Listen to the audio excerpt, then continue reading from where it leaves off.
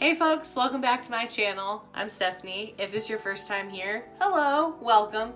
If you like what you see, subscribe, like the video, comment below, and what's up? So today we're going to talk about one of my favorite things in the whole wide world, which is skincare. I love skincare. I'm obsessed with skincare. I try not to wear a lot of makeup. I'm wearing a lot now for YouTube, but in general I don't. And even now I don't have any on my skin. I have my brows beat, my lashes, all that. I have a lipstick. I have a little zit right here. And I have blush, but I don't have any foundation or anything like that on my skin.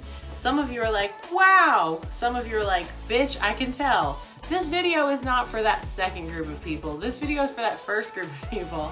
So I don't like to wear a lot of makeup. I try to just take really good care of my skin. And for a very long time, I thought that my skin was like really oily and really acne prone. And what I was realizing was that I was over treating it. And so my skin was creating all this oil, all this extra work to kind of undo the work that I was doing to it. So using stuff that's really abrasive can actually make your skin overreact. So if you're drying out your skin with products that are really oil reducing, then your skin is actually going to kick up the sebum production to overcompensate for the oil that you're taking away. And your hair can work like that too. We'll get into that another day. But girl, curly hair, it's a whole life. So skincare, right? I used to work at LUSH a number of years ago. I don't work there anymore, but I would still swear by their skincare.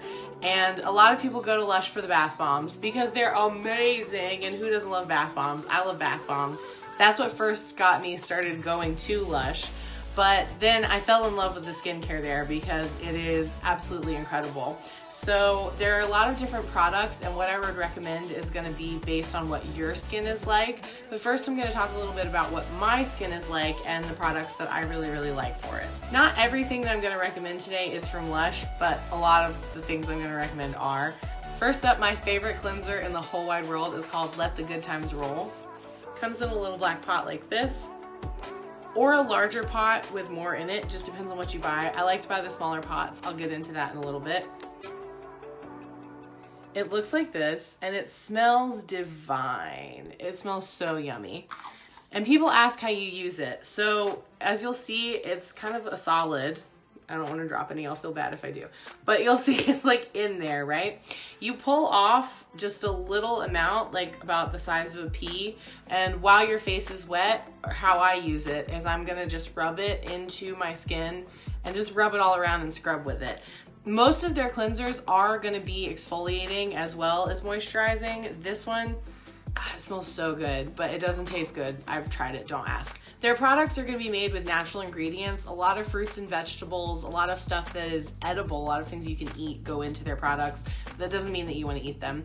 That cleanser in particular, it used to be a Christmas exclusive, and then so many people like me were like, I need it year round. It is incredible. I love what it does to my skin. I'm obsessed with it. Yeah. That one is good for people like me who have a little bit drier skin. They also have Aquamarina, which doesn't have any exfoliant whatsoever, and that's good for really sensitive skin. It has calamine and seaweed. There's also Dark Angels, which is like a charcoal black sugar cleanser. That's really good for oily skin, although I might not recommend it every single day. Angels on Bare Skin is another good one for sensitive skin. It has lavender and ground almond, I believe. That's where its exfoliant comes from. And those you're gonna use the same way. You're gonna pinch off a little piece, scrub on your face. After a cleanser, I use a toner. If I'm shopping at LUSH, I really love Breath of Fresh Air. They have two other ones. Tea Tree Toner is the more abrasive one for oilier skin. Breath of Fresh Air Combo Skin. Aroma Water is going to be for drier skin.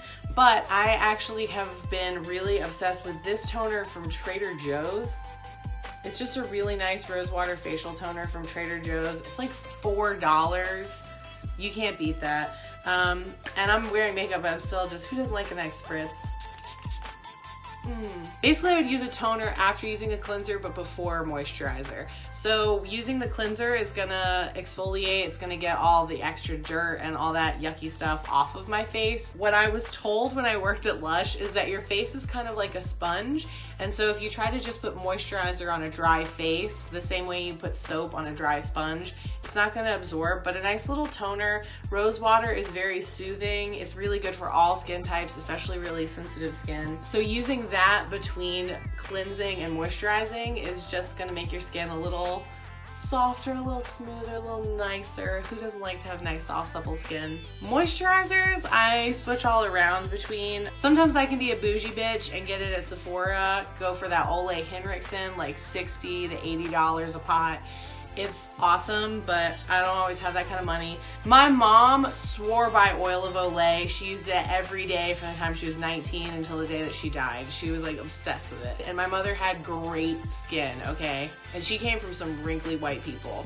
But my mom took great care of her skin, and she always said that the most important part was using a sunscreen. Currently, I'm using Kiehl's Ultra Facial Cream with sunscreen. Mostly because my partner and I are obsessed with the hand cream that they make, and I have eczema, and you can kind of see it on this hand. It's not a bad flare up right now, but my hands are super, super sensitive, and the Kiehl's hand lotion has been a real lifesaver. So we kind of figured, why not try the facial cream? I do like it a lot. We tried their regular facial cream without sunscreen, and I did like it a little bit better, but we wanted to try this one because I was like, my mom said sunscreen. So my partner is amazing and bought the one with sunscreen when we ran out. Those are things that I use every day. So a cleanser, a toner, and a moisturizer. I cleanse once a day. I tone and moisturize twice a day. I'm a shower at night person. I wash my face in the shower. I get out, I tone, I moisturize, I brush my teeth. I get up in the morning, I brush my teeth, tone, moisturize, do it all again. So that's my everyday skincare regimen. I also like to do masks. I'd love to say I do them once a week, but I really don't. And I should, because I have a problem. I have an insane amount of sheet masks. I didn't bring them in here to show you because it's like I didn't want to move them. It's that much of a whole thing. But I do want to give some honorable mentions.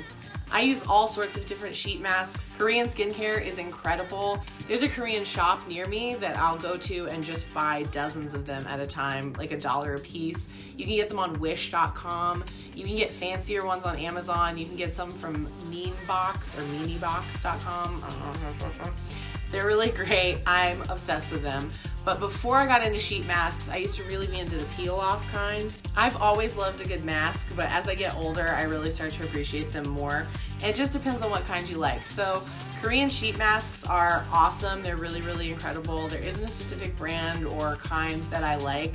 I find a lot of them to be really similar, but I like them all the same. If you prefer a peel-off mask, if you've ever seen the videos on the internet of the girls ripping like the black tar off of their face, this is one of those masks. I've seen all kinds, all different brands. They all work about the same, and they are painful and so satisfying. Like, you have to take breaks because it's ripping out all your little baby hairs, all of your blackheads, everything. It's ripping off your skin.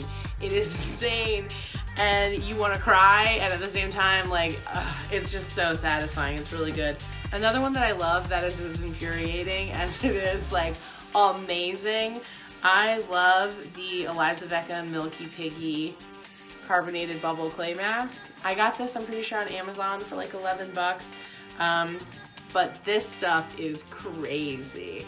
So this you put on and you leave it and it starts to like bubble and your face looks like it's covered in mold and it's all foamy and awesome.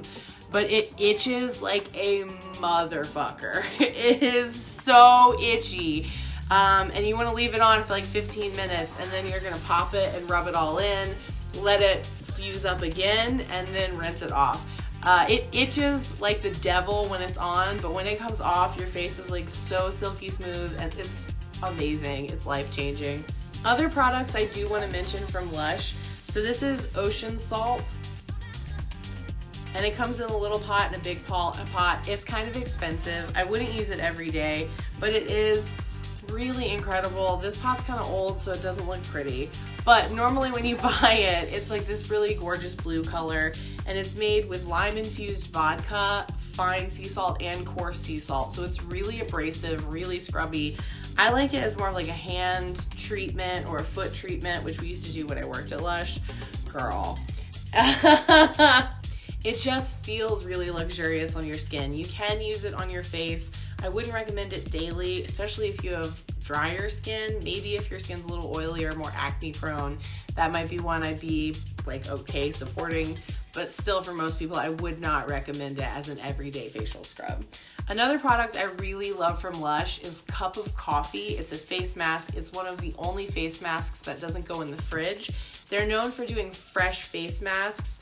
They replace them every 2 weeks, and if you bring back 5 black pots, you can actually get one for free. So I can't remember the last time I bought a face mask because I hang on to all my black pots and then I turn them in.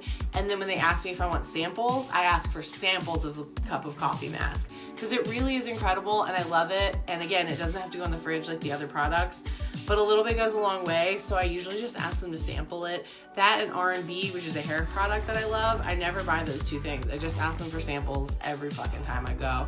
And I buy the bath bombs and the soaps and the facial scrubs. Just know how to spend your money there and what to spend it on and what to ask for samples. Never be afraid to ask for samples, girl.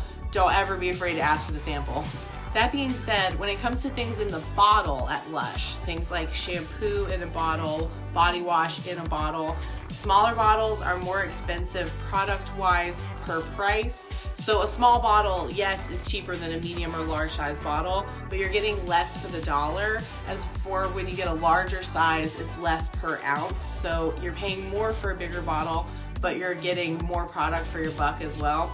That doesn't work that way with the soaps or with the cleansers because those are sold by the weight. So like I was saying about the Let the Good Times Roll, you can buy it in a small pot like this or you can buy it in a bigger pot. But unlike the bottles, it doesn't really benefit you to buy it in a bigger pot because you're not saving any money. However, buying it in a smaller pot and buying it more often means you're making black pots stack up faster and you're getting a face mask sooner. So while I would recommend if you're gonna buy the bottles more and more over and over again, I would recommend larger ones. But if you're buying a cleanser, like the Let the Good Times Roll or the Dark Angels, Angels on Bare Skin, any of those, a smaller container is fine and you're gonna get more black pots faster. Lush doesn't do sales. Don't ask. They'll tell you they don't do sales. There's no kind of membership club. There's no kind of discount. The only sale that Lush ever does is on Boxing Day. The day after Christmas, all of their Christmas items go buy one, get one. That's the only sale that they ever do. Don't ask Lush employee, what kind of discount? Do you do this kind of discount? What day is the sale? Can I come back in? That doesn't happen. They sell amazing products and they do sell it to you at a price that's higher than a drugstore price, but a price that's completely reasonable for the product that they're selling you. They have great ethical sourcing. They will tell you where their products come from, where their ingredients come from. You really are getting what you pay for. It is worth the price. But that being said, there are smart ways that you can spend your money there and ways that you can avoid spending your money there. The bath bombs are totally clutch, go for it, but the skincare is where it's at. I hope you found this helpful. If you guys have any questions or any comments, of course, leave them below. Let me know something you'd like to know more about.